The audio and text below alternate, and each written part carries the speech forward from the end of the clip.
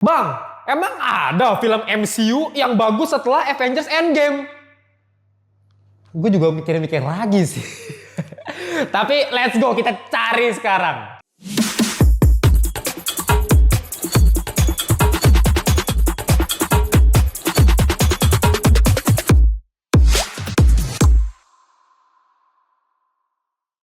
Welcome back to Ngelantur Indonesia. Ski nonton, ski blow on. Ya, oke, para ngelantur korps yang kukasihi. Kali ini kita akan bahas tema yang udah sejuta umat ya, MCU ya. Dan kita kali ini balik lagi di segmen nyari ngelantur rekomendasi. Oke, di segmen nyari kali ini ya, kita nyari film MCU yang bagus setelah Avengers Endgame. Kok agak aneh ya bang temanya bang? Iya, kenapa? Karena ya literally setelah Avengers Endgame seperti yang kita tahu, gue udah pernah jelasin di TikTok gue, MCU itu udah bukan menurun ya, tapi menukik. Ya, udah menukik ke bawah, kualitasnya udah kagak jelas, film-filmnya udah hancur semua, banyakan sampah daripada yang bagus. Nah, tapi tetap aja ada kok yang bagus kok. Tetap gue harus apresiasi lah MCU ya. Ada yang bagus ya. Nah, makanya ini tugas gue untuk ngelantur rekomendasi gitu, nyari ya. Kita cari seperti biasa, kita bakal buat selalu top 3 ya. Kita mulai dari yang nomor 3, yaitu Spider-Man No Way Home. Ini jujur-jujuran aja ya. Sebenarnya gue agak males sih naruh Spider-Man No Way Home sih. Mungkin buat orang-orang di luar sana bilang, Spider-Man No Way Home masterpiece gitu ya. Ini buat kameramen gue juga pasti dibilang, bagus kan? Dia bilang kan, Spider-Man itu keren. Biasa sih gue bilang ya. Ini jujur aja ya. Ini pun masuk top 3 kenapa? Karena setiap kali gue bikin nyari itu harus ada 3. Jadi ya udah lah. Kasian banget ya Spider-Man No Way Home. Cuman gini, jujur ya, kalau mau ngomongin suka-sukaan, favorit-favoritan, ini favorit gue banget. Siapa yang gak suka Spider-Man No Way Home? Gila lu. Lu kira gue hidup gak di zamannya Tobey Maguire? Gila lu, gue dari bocil makanan gue udah Tobey Maguire pak.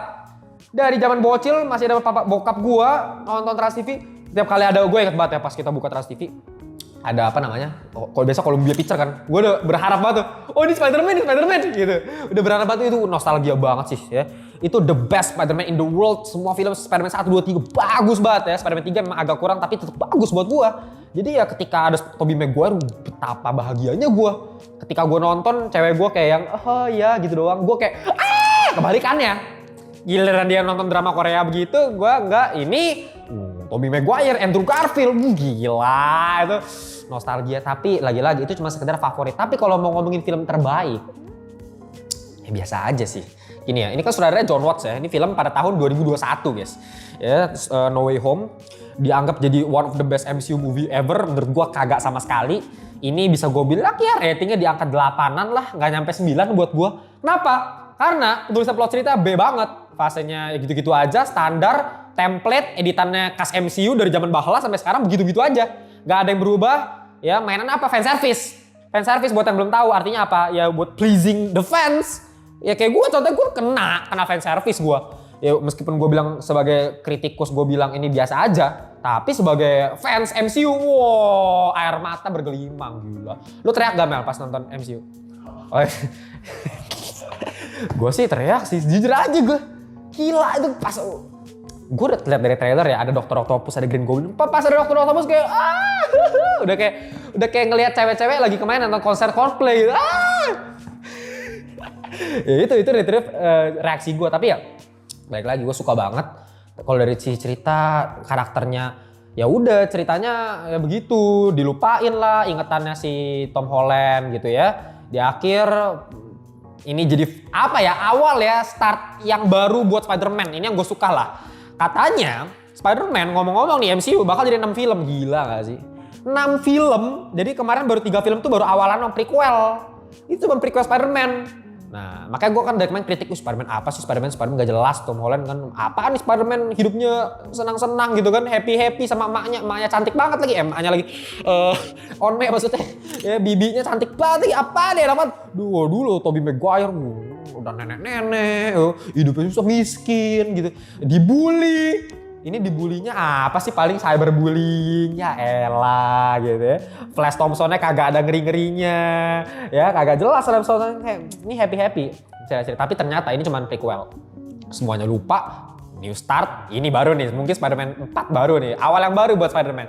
Ya, udah kayak kalian lihat kan di akhir filmnya kan dia di akhir udah di apartemen baru, ya hidup sendiri, jahit ini baru nih, kostumnya jahit sendiri, apa tuh pakai kostumnya Iron Man gak jelas dibuatin kan, itu Spider-Man itu ya. Tapi ya ini fan service banget, makanya gue bilang di peringkat 3. Karena dari segi entertainment perfecto, tapi dari sisi cinema ya. Oke. Itu aja dari Spider-Man No Way Home di peringkat 3. Dan kita langsung aja dimasuki di peringkat 2 gua taruh Shang-Chi. Chinese.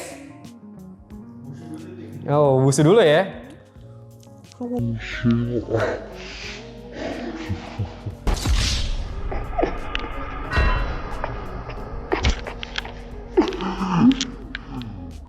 Gue udah pensiun Wusu sih, jadi udah gak pernah Yato ya Pak. Tapi masih lentur sih, gila gue masih bisa begini lumayan lah. Cuman ya, ini adalah film yang pertama kali ya MCU keluarin rumusnya beda gitu, formatnya beda. Bisa gue bilang ini salah satu yang gue paling suka setelah Endgame gitu. Gue suka banget gila film ini, karena apa? Karena formatnya beda. Lu nonton kan Shang-Chi kan? Beda kan? Beda banget, editingnya beda, production desainnya beda, pemeran actingnya juga beda, si Simu Liu. Gue gak tahu ya, banyak banget yang ngeledekin Simu Liu, apalagi pas di Barbie katanya jadi sampah banget, jadi si Ken.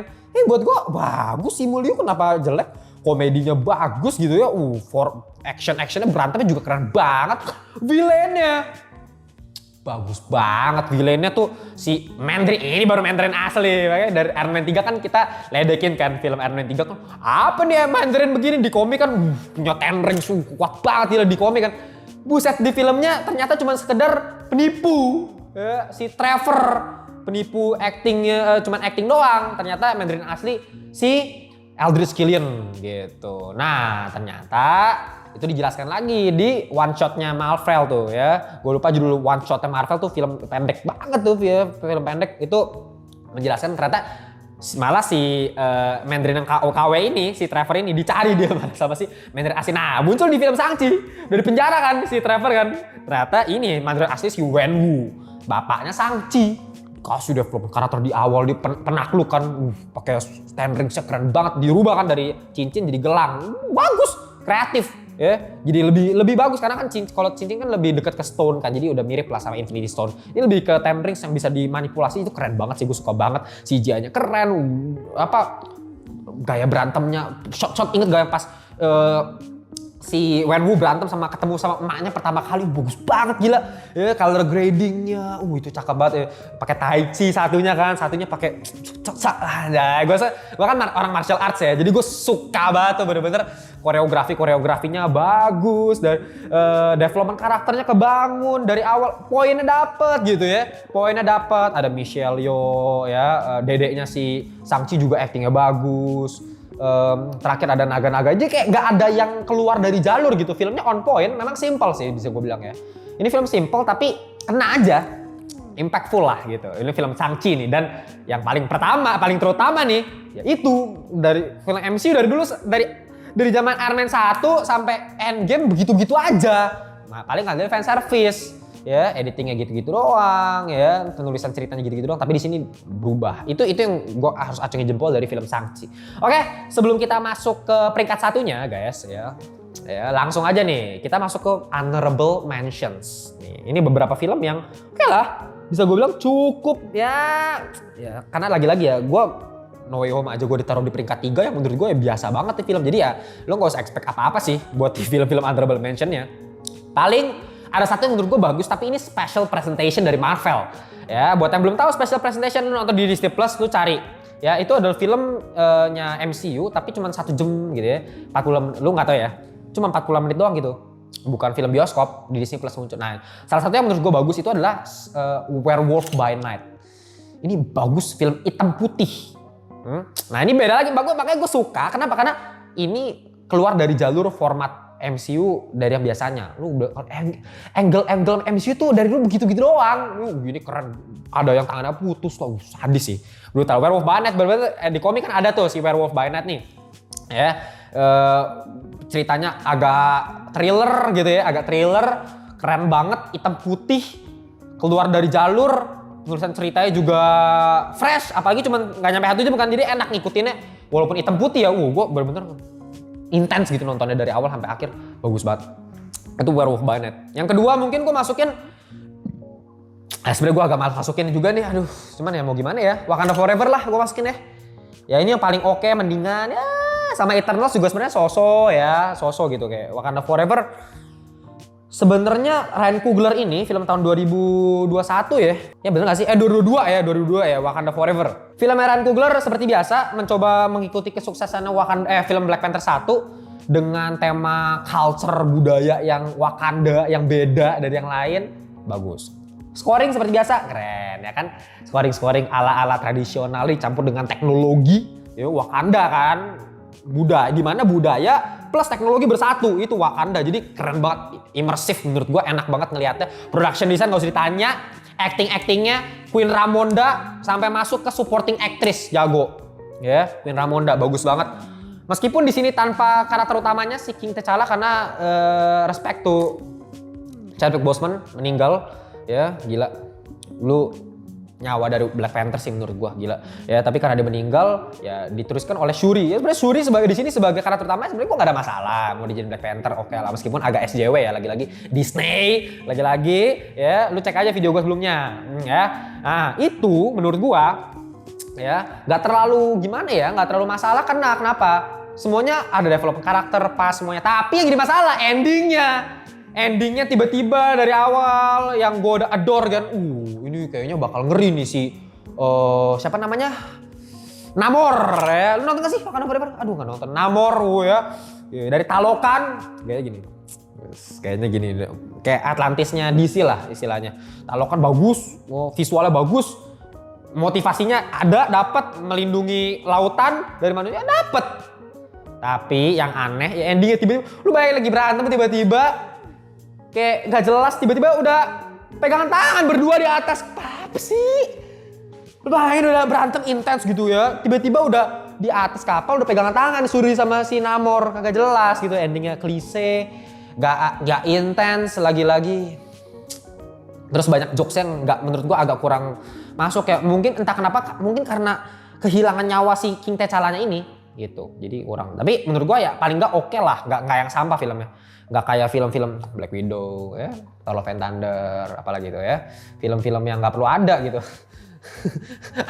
Ya, Ant-Man and the Wasp jujur aja buat gue ya sebenarnya perlu, itu film kan introduce Kang gitu, tapi eksekusinya ya lagi-lagi eksekusinya, premisnya bagus, eksekusinya sampah. Itu film-film MCU emang kagak jelas. Kita langsung masuk aja ya, satu-satunya film yang sebenarnya Shang-Chi juga gila sih, Shang-Chi juga gua gini sih ya, yaitu nomor 1 Games of Thrones. Bukan, kok jadi Game of Thrones sih? Guardians of the Galaxy, otak gua jadi Game of Thrones sih ya. GOTG volume 3, film ketiga trilogi terakhir penutupan dari James Gunn kalau bikin film pasti bagus, selalu works ya, mau film apapun itu. Gua nggak tahu kenapa gue selalu lihat mau bikin film horor, Brightburn bagus ya, bikin film komedi ya, tolol-tololan The Suicide Squad bagus, DC Peacemaker bikin series bagus, GOTG 1 keren banget, GOTG 2 memang agak ada sedikit yang gimana gitu, cuman tetap bagus, tetap gue suka gitu ya. GOTG 3 itu paling bagus menurut gue dari seluruh film GOTG ya, trilogi paling bagus. Kenapa? Kompleks ya, semua karakter dari awal, pemilihan lagu seperti biasa James Gunn selalu on point karena dia musisi dulunya ya. Jadi lagu-lagunya dari awal ketika si Rocket Raccoon jalan itu bagus banget, dramatiknya dapet, fokusnya dapet dari awal Rocket Raccoon ya sampai akhir Rocket Raccoon ya, sampai hampir mati di akhir itu sampai si Peter Quill wah gila, Emang gue juga hampir nangis, sinematografi gak ada lawan ya pas lagi epic battle di terakhir itu ya. One shot, lu bayangin one shot di kapal, gila lu. GOTG vs itu, gitu keren banget. Gokil sih, sinematografi gak usah ditanya lah ya. Komedi-komedi masuk semua, production design dewa. Masalahnya cuma satu, villain. Si Chukwi Iwuji ya, aktor apa ya dia ya? Bagus sebenarnya, actingnya bagus ya, dia marahnya, rage-nya dapet, ekspresinya dapet, tapi motivasinya. Lagi-lagi gue nggak tahu kenapa MCU belakangan penulisan villainnya sih, antagonisnya kurang ada motivasi di balik itu, kenapa dia jadi jahat gitu. Di sini nggak jelas, kayak gue pengen bikin bumi yang baru. Apa ini, lu cuman kayak ngulangin sama yang Thanos tapi versi sampah gitu. Thanos sih bagus ya, ngilangin setengah populasi, make sense. Ini apa, kayak ilmuwan bikin ini bumi baru ya, menempatkan makhluk-makhluk binatang. Apa sih, kayak gak jelas gitu. Kayak gue ngerti gitu, idenya ada tuh, kreatifnya ada, tapi belum pas gitu ya, belum pas gue ngeliat ide villainnya ya. Terus kekuatannya juga nggak jelas, teknologi dapat dari mana, semuanya nggak jelas. Tapi lagi-lagi kalau karena ini ngomongin keluarga, filmnya James Gunn, keluarga bagus banget di bener-bener si Rocket Raccoon ketika mati semuanya chemistry-nya bagus. Peter Quill kena plot twist, Peter Quill akhir mau mati, gue kira udah demi ini, demi apa sih namanya, MP3 apa sih yang dulu kaset itu yang biasa dia kan suka pakai kan, Walkman kan, si Peter Quill kan suka pakai tuh. Ketinggalan, demi itu dia ngambil lagi, padahal udah hancur semua tuh. Gue kira mati, udah mau mati. Gue kira ini udah hampir sama cara matinya sama Yondu. Jadi ini udah kayak planning lah istilahnya ya. Yondu mati begitu, ini mau mati gini juga. Diselamatin ya. Pakai cara kayak di lukisan itu, lukisan yang creation, lukisannya Michelangelo di mana yang gini, tau gak sih lukisan yang gini, ting, tau kan? Itu Michelangelo ya, Tuhan sama manusia. Nah ini tapi si ini diselamatin sama si Will Potler. Itu yang apa? Kalian dibayar. Itu film itu Will Potler. Dia jadi Adam Warlock di situ. Pertama kali perkenalan dia diceritakan kayak tolol gitu kan, karena dia baru lahir ceritanya. Meskipun badannya gede tapi kayak baru lahir, dia otaknya masih otak bocil gitu, jadi kayak tolol banget. Jadi lucu komedinya. Lagi-lagi James Gunn itu sukses bikin komedi sama emotional tuh ngeblend. Jadi kayak cut emosi lucu, emosi komedi itu bagus banget. Ya, itu dia nyari. Jadi kalau kalian pengen nyari, "Bang, emang ada Bang MCU yang bagus?" Ada ini, ya. No Way Home, Shang-Chi, GOTG. Sisanya nggak mau ngomong gua. Ya, aduh. Ya semoga selanjutnya. Makanya udah cepet-cepet riset lah, cepet-cepet reboot lah MCU ya. Biar mutant masuk semua kita mulai dari awal, dari fresh new gitu kan. Biar kita nggak usah terlalu rely on Tobey Maguire, Robert Downey Jr., Chris Evans. Kita kan terlalu rely sama mereka. Jadi ketika mereka udah nggak ada, kita udah kayak nyawanya hilang gitu MCU. Gitu aja dari gua. Tulis ya pendapat kalian di kolom komentar kalau kalian punya pendapat yang lain. Bang, menurut gua Black Widow adalah film MCU terbaik di dunia ini. Coba lu ke dokter gitu. Ada masalah di otak lu. Ada masalah lu kalau bikin Black Widow ya. Captain Marvel, ke dokter. Enggak lah ya, balik lagi film itu subjektif. Kalau kalian menurut kalian bagus, tulis aja kolom komentar ya. Gitu aja, jangan lupa kita ada di studio Untold ya. Kita akan selalu pakai Untold Studio. Lu lihat nih propertinya keren-keren, lightingnya cakep-cakep. Mel, boleh nih Mel, coba Mel, kita kasih lihat nih ya. Lu bisa lihat klip nih, 1, 2, 3. Ya, nah ini adalah situasi horor ya, hitam sih. 1, gila-gila kayak Tuhan. Jadilah terang. Wah, siap. Lagi. Aduh, ntar gue ini lagi di banyak haters nih. Oke lah ya, makanya kalian bisa cek Studio Untold, banyak, ada karbon, kanvas, terserah tuh kalau mau apa ya, semuanya banyak tema-temanya di sini di Untold Studio di Jakarta Barat. Linknya udah gue taruh di deskripsi. Oke, kalian kalau mau join komunitas Ngelantur Corps, ada di Ngelantur Corps di grup WhatsApp, linknya gue juga udah taruh di bawah. Silakan cek aja ya, follow kita di TikTok, di Instagram, dan kita jumpa di video-video berikutnya. Bye-bye semuanya.